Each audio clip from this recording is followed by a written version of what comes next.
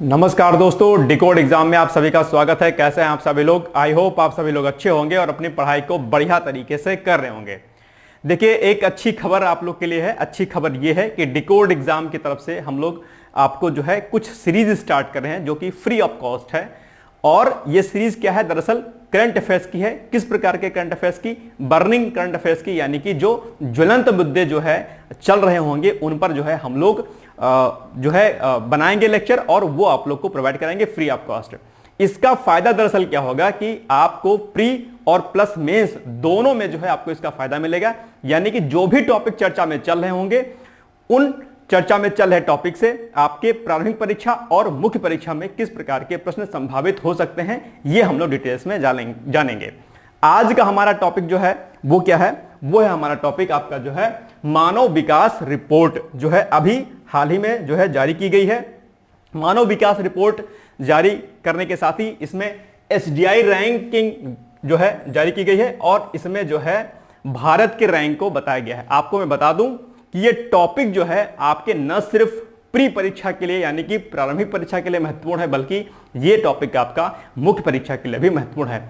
तो लेक्चर बहुत लंबा नहीं होगा, आप लोग प्लीज लेक्चर को पूरा देखिएगा और जो भी संभावित प्रश्न इससे बनेंगे वो भी हम लोग इस पर चर्चा करेंगे। ठीक, तो अभी हाल ही में 2-3 दिन पहले जो है एसडीआई रैंकिंग जारी की गई है। किसके थ्रू? मानव विकास रिपोर्ट के थ्रू, जो है जिसको हम बोलते हैं ह्यूमन डेवलपमेंट रिपोर्ट 2023-24 के नाम से यह रिपोर्ट जारी की गई है। इस रिपोर्ट में एसडीआई रैंकिंग को जो है जारी किया गया है। ठीक है, तो आइए हम लोग इसको जो है डिटेल से समझने का प्रयास करते हैं। मानव विकास रिपोर्ट 2023-24 के अंतर्गत जो है एसडीआई रैंकिंग जो है जारी की गई है।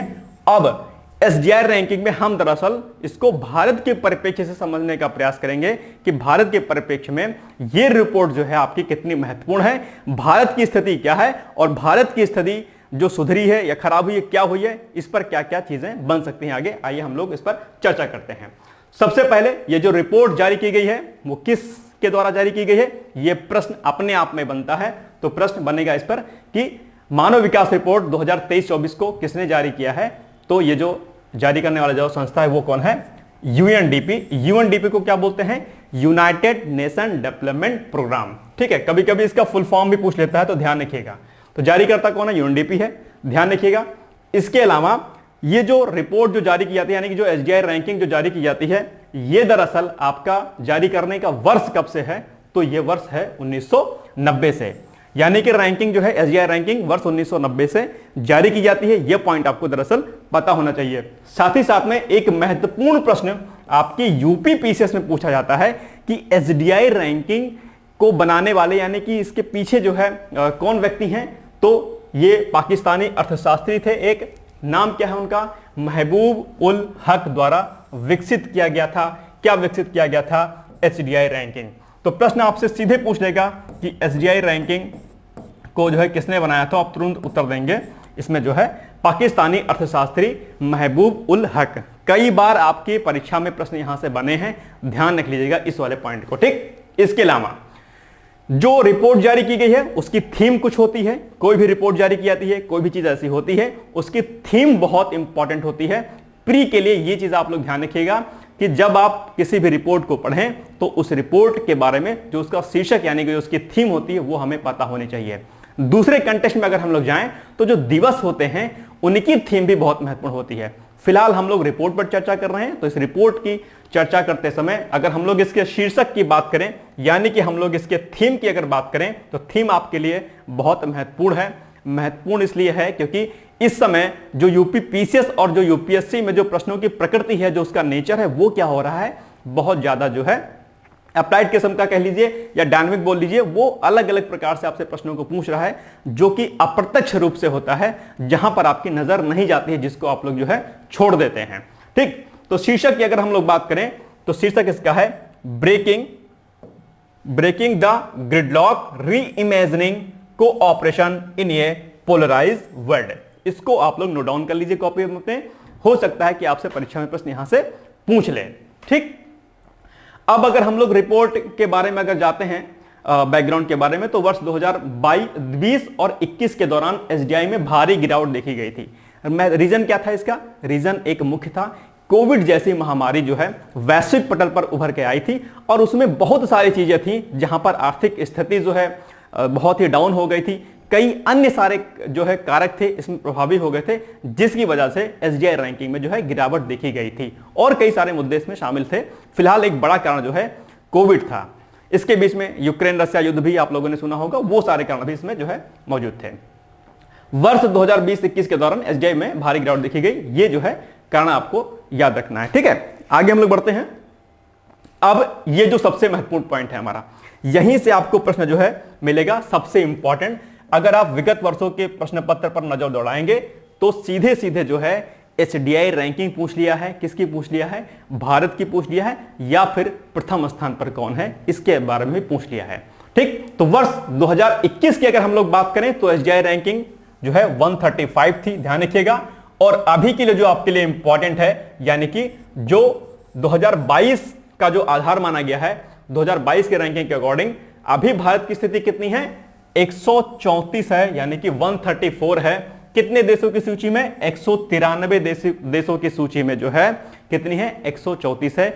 एक अंकों का सुधार हुआ है, यानी कि ये अपने आप में भारत ने एक बढ़ोतरी जो है की है, यानी कि अपने आप में एक अच्छी कामयाबी हासिल की है। 134 रैंक हो गए 2022 आधार वर्ष जो इसका लिया गया है। ठीक, स्कोर कभी कभी आपसे पूछ लेता है।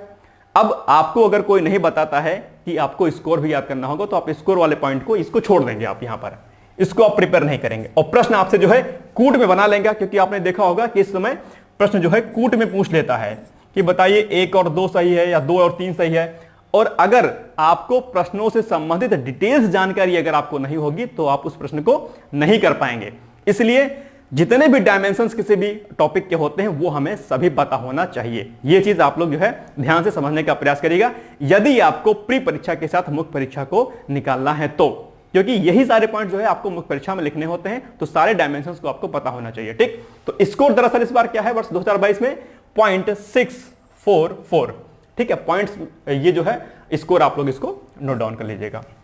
अब इसमें अगर हम लोग स्विट्जरलैंड की बात करें तो स्विट्जरलैंड को जो है क्या हुआ है? प्रथम स्थान प्राप्त हुआ है। कूट बना के आपसे प्रश्न पूछ लेगा या सीधे पूछ लेगा कि वर्ष 2022 में जो है एसडीआई रैंकिंग में प्रथम स्थान पर कौन रहा है, आपको तुरंत उत्तर देना है स्विट्जरलैंड रहा है। ठीक है, इसके अलावा फिर जो है नॉर्वे है आपका, और फिर क्या है आपका? आइसलैंड है, ध्यान रखिएगा। इसमें एक महत्वपूर्ण पॉइंट्स और है कि एसडीआई रैंकिंग में जो सुधार हुई है, कई सारे इसमें कारण हैं, जिसमें से एक कारण आपकी जो सूचकांक एक है लैंगिक असमानता सूचकांक, जिसको हम लोग बोलते हैं gender inequality index, in short form GII। क्या? Gender inequality index. तो इस लैंगिक असमानता सूचकांक 2022 में जो है भारत की रैंकिंग कितनी हो गई है? 108 हो गई है। ये क्यों हो गई है? क्योंकि अभी हाल ही के वर्षों में भारत सरकार ने या केंद्र सरकार ने जो है कई सारी योजनाएं जो है लैंगिक असमानता को लेकर के बनाई हैं, यानी कि एसडीआई के सुधार के लिए जो है भारत सरकार ने अभी हाल ही के वर्षों में बहुत सारे प्रयास किए हैं, जिन प्रयासों के फलस्वरूप आपकी जो लैंगिक असमानता सूचकांक की जो रैंकिंग आई है उसमें भी सुधार हुआ है, जिसमें उसकी रैंकिंग कितनी है भारत की? 108 है। इस पॉइंट को भी आप लोग जो है ध्यान कर लीजिएगा, हो सकता है आपसे परीक्षा में जो प्रश्न यहां से पूछ ले। ओके, तो ये सारे इसके पॉइंट्स आप इसको नोट डाउन कर लीजिएगा। आगे हम लोग बात करेंगे जो सबसे महत्वपूर्ण है, इसको आप लोग अक्सर जो है छोड़ देते हैं। कोई भी सूचकांक होता है, सूचकांक के कुछ पैरामीटर्स होते हैं। भाई जाहिर सी बात है, अगर आप कोई डेटा बना रहे होगे तो डेटा बनाने का कुछ तो आधार होगा ना, कुछ तो बेस होगा। ऐसा तो है नहीं कि आप बस ऐवी चले गए और बनाने लग गए। जब तक कोई आधार नहीं होता है कोई भी सूचकांक जो है विकसित नहीं हो सकता है। सूचकांकों को विकसित करने के लिए कुछ पैरामीटर्स होते हैं। उन पैरामीटर्स पर जब हम डेटा को कलेक्ट करते हैं, डेटा कलेक्शन के बाद जो है फिर जो हमारे पास जो रिपोर्ट आती है, उस रिपोर्ट के आधार पर जो है हम रिजल्ट या कंक्लूजन को ड्रा करते हैं। उसके बिहाफ पे हम कहते हैं कि फला इस रैंकिंग में फला देश की जो है यह रैंकिंग है। तो क्या क्या आधार होते हैं, क्या ऐसे मानक होते हैं जिसके आधार पर जो है आपकी एसडीआई रैंकिंग को बनाई गई है? तो इसका आधार दरअसल 3 माना गया है। इस पर भी प्रश्न आपसे पूछ लेता है, इनफैक्ट पूछा गया है पीसीएस में, यूपीएससी में भी जो है यहां से प्रश्न पूछे गए हैं, ध्यान रखिएगा। तो बहुत डिटेल्स में तो हमने इसको नहीं बताया है, लेकिन शॉर्ट फॉर्म में बता दिया है कि 3 इसके दरअसल इसके क्या है? पैरामीटर्स हैं। पहला पैरामीटर आपका क्या है? जीवन प्रत्याशा का है, दूसरा शिक्षा का है, और तीसरा जो है प्रति व्यक्ति सकल राष्ट्रीय आय है। अब भारत ने इन तीनों पर ही जो है बहुत बेहतर कार्य किया है। इसी वजह से जो है आपकी जो एसजीआई रैंकिंग है उसमें सुधार आया है। जीवन प्रत्याशा को लेकर के, शिक्षा को लेकर के, एजुकेशन पॉलिसीज, अभी आपने न्यू एजुकेशन पॉलिसी के बारे में पढ़ा होगा, इस पर हम लोग एक अलग से सेशन भी लेंगे इस पर। इसके अलावा जो है स्वास्थ्य को लेकर के, चाहे वो आयुष्मान भारत योजना हो, ऐसे कई सारी योजनाएं हैं लैंगिक असमानता को दूर करने के लिए, शिक्षा के लिए, स्वास्थ्य के लिए, ठीक है, प्रति व्यक्ति सकल राष्ट्रीय आय को बढ़ाने के लिए जो है कई सारे कार्य जो है भारत सरकार ने किया है, जिसके फलस्वरूप जो है एसजीआई रैंकिंग में सुधार देखने को मिला है। तो ये 3 आधार हैं, आपसे परीक्षा में प्रश्न पूछ लेगा कि कौन कौन से आधार होते हैं गणना के लिए, तो जीवन प्रत्याशा, शिक्षा, प्रति व्यक्ति सकल राष्ट्रीय आय। पॉइंट्स को ध्यान रखिएगा।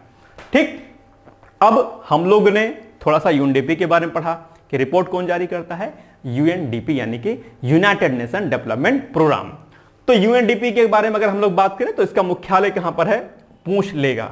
अच्छा, एक चीज आप लोग ध्यान दीजिएगा कि आपके सिलेबस में जो है अंतरराष्ट्रीय संस्थाओं के बारे में दिया है। जीएस पेपर जो आपका मुख्य परीक्षा का जीएस सेकंड पेपर है, उसमें जो है अंतरराष्ट्रीय संस्थाओं के बारे में भी पढ़ना है आपको, राष्ट्रीय और अंतरराष्ट्रीय संस्थाओं के बारे में। तो जितने भी अंतरराष्ट्रीय संस्थाएं आपकी होती हैं, चाहे वो WTO हो, चाहे आपका वो WHO हो, चाहे वो आपका यूएनडीपी हो, जितने भी संस्थाएं हैं उनके बारे में आपको जानकारी होनी चाहिए। तो करंट अफेयर्स पढ़ने का तरीका ही यही होता है कि जब हम कोई टॉपिक पढ़ें, एग्जाम्पल के लिए अगर हम कोई टॉपिक पढ़ रहे हैं ए नाम का, तो इससे संबंधित और कौन कौन से ऐसे सब टॉपिक हैं जिससे प्रश्न बन सकते हैं, उन पर भी आपकी नजर जो है जानी चाहिए। यानी कि जब आप कोई टॉपिक पढ़ें, उस टॉपिक में अगर कोई टर्मिनोलॉजी यूज हो रही है, अगर कोई शब्द का इस्तेमाल हो रहा है, तो तुरंत आप उस शब्द के बारे में पढ़ लें। यानी कि जैसे कि हम करंट अफेयर्स पढ़ रहे थे, यूएनडीपी शब्द आ गया, तो यूएनडीपी ऑलरेडी आपके सिलेबस का पार्ट है, तो क्यों ना हम इसी समय इस यूएनडीपी वाले पोर्शन को क्लियर कर लें। ये तरीका होता है, आज मैं आपको बता दे रहा हूं, इसी तरीके से आपको चीजों को टैकल करना है। तो यूएनडीपी का मुख्यालय कहां पर है, न्यूयॉर्क में है। कार्य इसका क्या है यूएनडीपी का, जैसा कि आपको नाम से पता होगा कि यूनाइटेड नेशन डेवलपमेंट प्रोग्राम, विकासात्मक जितनी भी चीजें होती हैं वो यूएनडीपी के द्वारा की जाती हैं। यानी कि गरीबी उन्मूलन एक कार्य है इसका, असमानता को कम करना, असमानता किसी भी रूप में हो, चाहे वो आर्थिक हो या फिर सामाजिक हो या किसी अन्य प्रकार की हो, हमें असमानताओं को दूर करना है। आर्थिक असमानता हो, राजनीतिक असमानता हो, ठीक है, या कोई अन्य असमानता हो, उन सभी असमानताओं को दूर करने के लिए न सिर्फ वैश्विक संस्थाएं काम कर रही हैं, बल्कि जो है राष्ट्रीय संस्थाएं होती हैं, यानी कि हर देश की अपनी जो संस्थाएं होती हैं वो भी काम कर रही होती हैं। ध्यान रखिएगा इस चीज को। ठीक, तो यूएनडीपी का क्या हो गया, ये कार्य हो गया। ओके, अब देखिए आगे, ये रैंकिंग जारी हो गई। ठीक, तो न सिर्फ आपको रैंकिंग के बारे में पढ़ना है, प्री परीक्षा के बारे में पढ़ना है, बल्कि आपको कोई भी, जब आप करंट अफेयर्स पढ़िए, आज मैं आपको थोड़ा सा समझा दे रहा हूं, कोई भी करंट अफेयर्स आप पढ़ रहे हैं उसके 2 डायमेंशन के हिसाब से आपको पढ़ना है। एक आपका डायमेंशन क्या होना चाहिए, प्री का होना चाहिए, और एक डायमेंशन आपका किसका होना चाहिए, मेंस का होना चाहिए। आपको बता दूं कि यूपी पीसीएस में जो है, यूपी पीसीएस में क्या होता, एक जीएस का पेपर माना कि सेकंड हो गया, तो इसमें प्रश्नों की संख्या कितनी होगी, टोटल 20 होगी। 20 में ही 20 को भी 10-10 पार्ट में डिवाइड किया गया है, यानी कि 10 और 10। तो ये जो 10 प्रश्न होते हैं, ये जो है आपके 8 नंबर के आते हैं, 150 शब्दों में आपको लिखने होते हैं।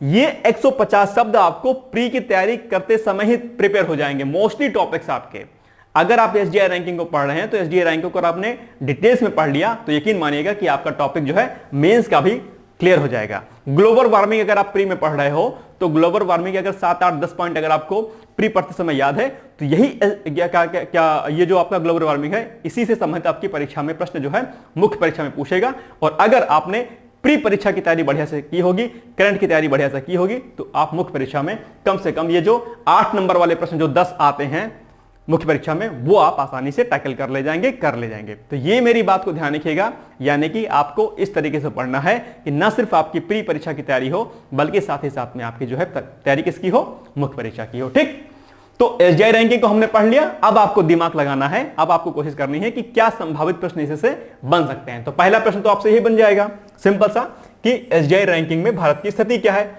जो कि बहुत कॉमन क्वेश्चन है, आपसे अक्सर जो है पूछ लेता है। इसके साथ साथ में एसजीआई रैंकिंग के लिए कौन कौन से आधार हैं जो मैंने आपको बता दिया, शिक्षा, जीवन प्रत्याशा और जो है आगे का तीसरा वाला पॉइंट।